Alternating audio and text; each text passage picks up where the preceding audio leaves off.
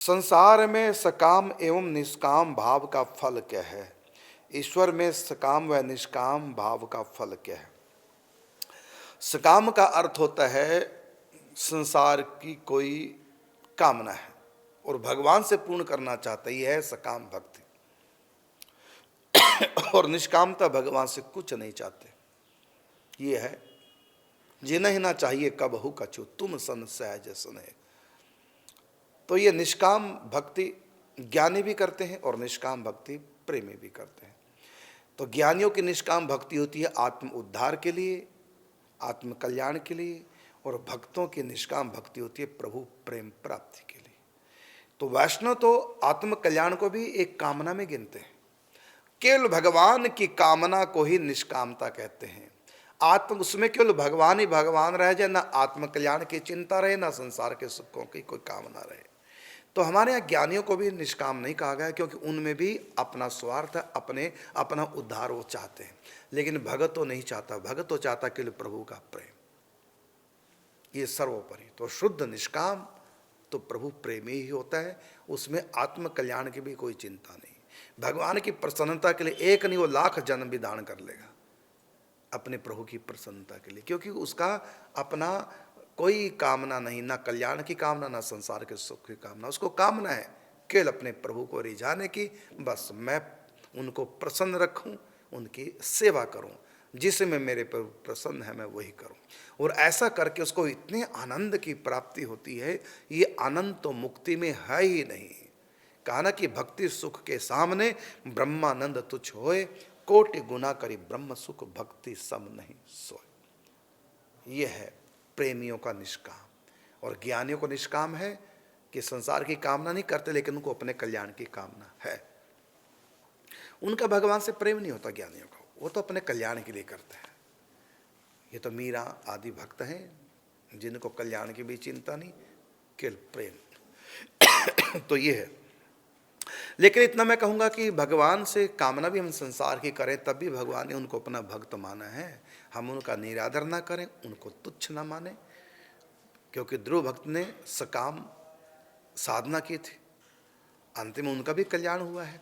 लेकिन पहले संसार के सुख की प्राप्ति हुई जो उन्होंने मांगा था, बाद में फिर उनका कल्याण हुआ है। तो कल्याण तो सभी भक्तों को होगा, चाहे वो सकाम है, निष्कामों का तो कहना ही क्या है। सकाम भगत का भी अंत में कल्याण ही होता है। लेकिन होता यह है कि पहले उसकी संसार की इच्छा पूरी करते हैं, चाहे इस जन्म में, चाहे अगले जन्म में, चाहे 100 जन्म में। पहले उसकी वो इच्छा पूरी होगी, तब उसका कल्याण भगवान करेंगे। अगला प्रश्न है क्षेत्र। हरि व गुरु में भगवत भाव कैसे हो? हरि और गुरु में मतलब क्या हुआ? हरि तो हरि ही है, भगवान ही हूँ। कहता हरि में भगवत भाव कैसे करें? आपका प्रश्न गलत लग रहा है, बिल्कुल गलत। हरि व गुरु में भगवत भाव कैसे करें? अरे हरि का मतलब भगवान, पहले से भगवान में भगवत भाव क्या करना। अब कोई कहे कृष्ण में भगवत भाव क्या कर, अरे वो तो है ही है भगवान, उनमें भगवत भाव क्या, तो है ही है भगवान। हाँ, गुरु की बात कहो कि गुरु में भगवत भाव कैसे हो, और नाम जप अनवरत 24 घंटे कैसे हो। एक प्रश्न में 2 प्रश्न है। तो इसका उत्तर है कि भगवत भाव गुरु में कैसे हो। तो बड़ा सुंदर आपको मैं बता रहा हूं। देखिए, जब आप शादी में किसी को बुलाते हैं, वो व्यक्ति ना आ पाए, वो अपने नौकर को भेज दे, या अपने बेटे को भेज दे, अपनी पत्नी को भेज दे, अपने भाई को भेज दे कि मैं मित्र के यहाँ नहीं जा पा रहा हूँ, या बीमार हूँ, या काम पड़ गया, मेरे नाम से तुम चले जाओ। तो वो जो भाई भेजा, या नौकर भेजा, या पत्नी भेजा, मान अपने भाई को भेज दिया मित्र के यहाँ, स्वयं नहीं आ पाए, तो उस समय उसका वो जो देगा गिफ्ट, वो मित्र के द्वारा दिया माना जाएगा। और उसके भाई को जो रिटर्न गिफ्ट देंगे, वो मित्र को ही दिया माना जाएगा। मतलब उसके प्रतिनिधि है, तो प्रतिनिधि उन्हीं का रूप मानकर हम उनसे व्यवहार करते हैं। इसी प्रकार परमात्मा का प्रतिनिधि गुरु होता है। भगवान आपको दीक्षा देना चाहते हैं आपके कल्याण के लिए। अब भगवान थोड़ी आएंगे दीक्षा देने, तो भगवान क्या करते हैं, देखेंगे आपकी श्रद्धा किस संत में, उस संत के माध्यम से भगवान अपना काम करते हैं। अब चिमटे से हमने अग्नि पकड़ी, हम ये थोड़ी कहेंगे कि चिमटे ने अग्नि पकड़ी, पकड़ी तो हमने ना, हमने डंडे से किसी का सिर फोड़ा, अब वहां केस दर्ज हो गए, थोड़ी होगा कि डंडे ने सिर फोड़ा है, डंडे के ऊपर केस थोड़ी, डंडा जिसने चलाया उसके ऊपर होगा। तो ये नहीं कहेंगे डंडे ने मारा, बल्कि कहेंगे अमुक व्यक्ति ने सिर फोड़ दिया। तो वो क्या, डंडा तो प्रतिनिधि है, हकीकत में डंडा नहीं, डंडा जिसके हाथ में है ये उसका कर्म है। इसी प्रकार गुरु के द्वारा शिष्य के कल्याण के लिए जो भी कुछ किया जा रहा हो भगवान के द्वारा ही हो रहा है। गुरु तो एक माध्यम हो गया है, इसलिए गुरु भगवान है। तो केस डंडे के ऊपर नहीं चलेगा जिसने मारा है, केस चलेगा डंडे वाले के ऊपर, तो डंडे पे केस नहीं चलेगा। इसी प्रकार क्योंकि डंडा जिसके हाथ में है वो करतूत डंडे की नहीं है, वो करतूत है डंडे वाले की जिसके हाथ में। इसी प्रकार आपका कल्याण तो भगवान करते हैं, लेकिन जिस माध्यम से वो कल्याण करेंगे, वो संत को पकड़ ले, किसी को भी पकड़ ले भगवान, उसके माध्यम से आपको दीक्षा मिलेगी, उसके माध्यम से आपको शिक्षा मिलेगी।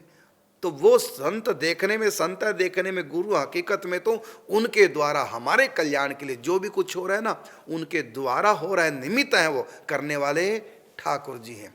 तो इसलिए गुरु ने जब दीक्षा दी तो किसने दी है? ठाकुर ने।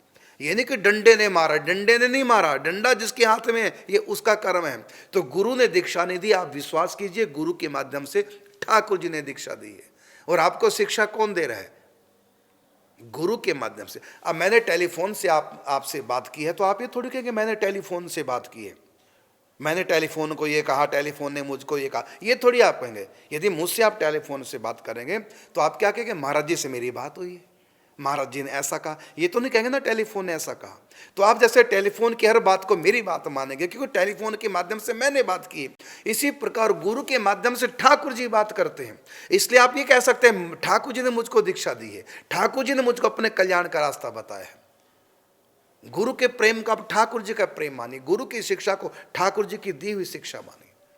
जैसे हम गीता का पाठ करते हैं, हम क्या कहते हैं? देखो भगवान ने ये कहा, भगवान ने अमुक अध्याय में ये कहा, ये तो नहीं हम कहेंगे कागजों ने ये कहा, ये तो नहीं कहेंगे ना, कहेंगे तो भगवान ने ये कहा है, क्योंकि गीता भगवान के शब्द है। इसी प्रकार गुरु की कृपा भगवान की कृपा है, गुरु के वाक्य भगवान के वाक्य है, गुरु द्वारा दी गई दीक्षा वो भगवान के द्वारा दी गई दीक्षा है।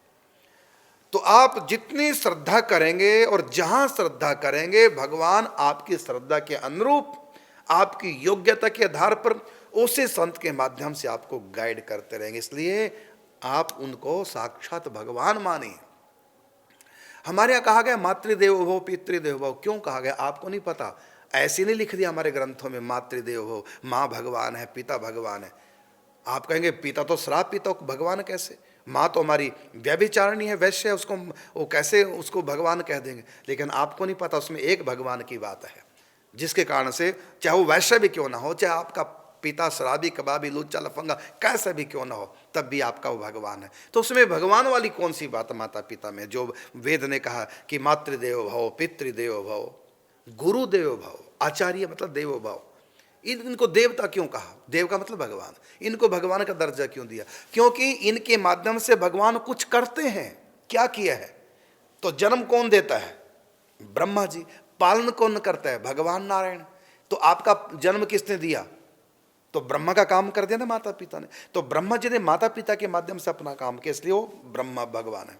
और पालन करता कौन है? विष्णु। तो किसके माध्यम से? अब विष्णु भगवान थोड़ी तुमको रोटियां खिलाने आएंगे, तुमको लोरी दे के सुनाने वो थोड़ी आएंगे। क्या करेंगे? वो अपनी ममता माँ बाप के अंदर भर देते हैं। तो माँ बाप के अंदर बच्चे के प्रति जो ममत्व, जो ममता, वो माँ बाप की नहीं है, वो है भगवान की दी हुई। इसलिए बाप कितना भी व्यभिचारी क्यों ना हो, तब भी आपसे प्यार करेगा, आपसे ममता करेगा।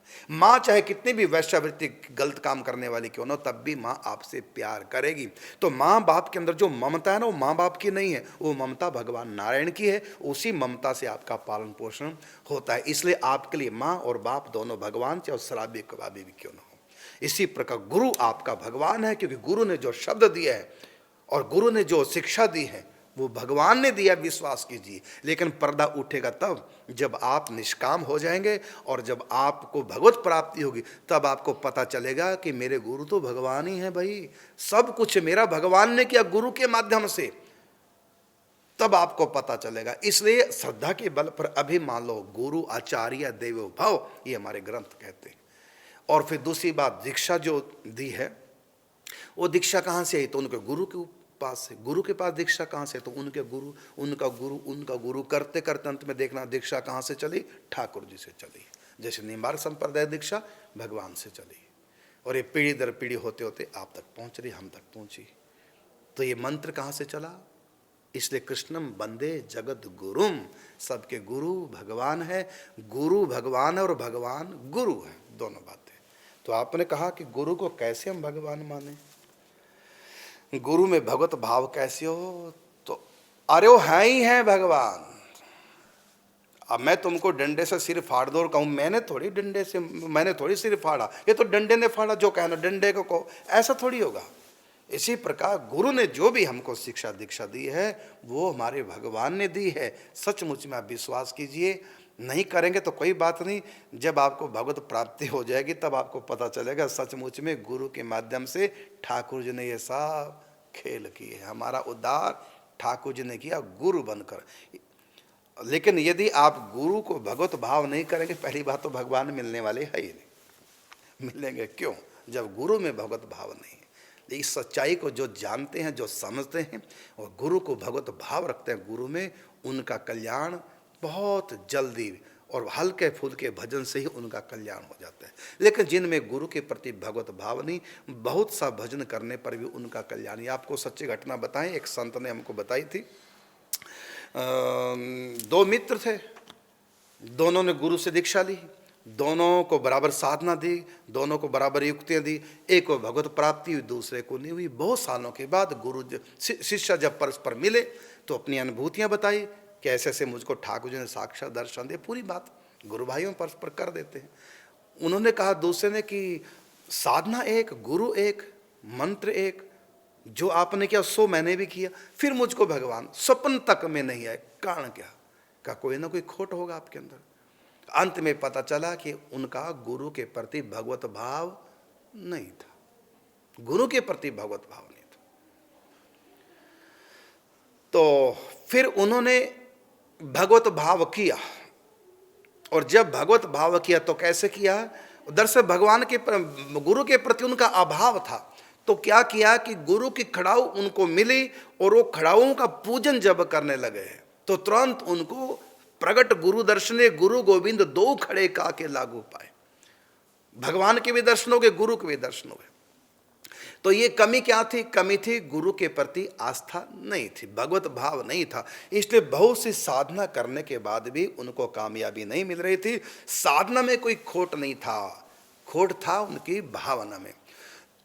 और जब भाव उनका शुद्ध हुआ गुरु के प्रति भगवत भाव, तो मित्र गुरु भाई ने जब उनको सुनाया, पूरी बात बताई कि इस प्रकार आपको कैसे भगवत भाव करना। जब उनका भगवत भाव हुआ तो तुरंत गुरु की प्राप्ति होगी। तो भगवान ने कहा कि मैं तो तुमको गुरु के रूप में प्रथम दिन दीक्षा के दिन ही मिल चुका था, लेकिन तुम्हारा भाव न होने से, हाँ साधना तुम बराबर करते रहे, उसमें कोई कमी नहीं, कमी तुम्हारी भगवत भाव में थी। अब तुम्हारा गुरु के प्रति भगवत भाव हुआ तो मैं तो आ गया।